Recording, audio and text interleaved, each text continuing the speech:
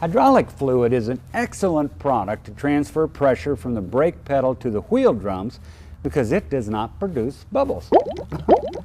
Brake fluid delivers the driver's intent to slow down or stop immediately to the brakes. This messenger between the master and its slave cylinders must be able to handle over 1,000 psi of pressure, resist freezing and boiling temperatures, and prevent rust, corrosion, and deterioration throughout the braking system.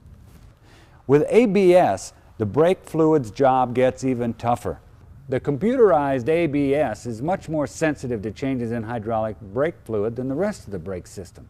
So it's no surprise that anything under this much pressure, often getting pushed to its boiling and freezing point, can begin to break down. Also, brake fluid is glycol-based and extremely hygroscopic, as in thirsty for water.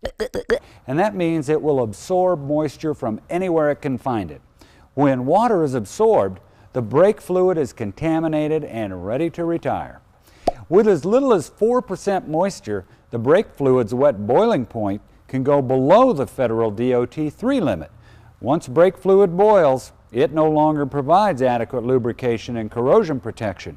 By the time fluid has been in the system 3 years, it can easily deteriorate gradually enough that most drivers will barely notice the difference in their braking ability until they need it the most. Care and adjustment of brakes is a serious and vital part of the serviceman's work.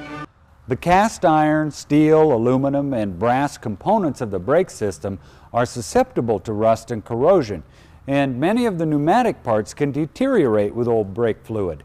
This is why original equipment manufacturers recommend brake fluid replacement after so many years or miles.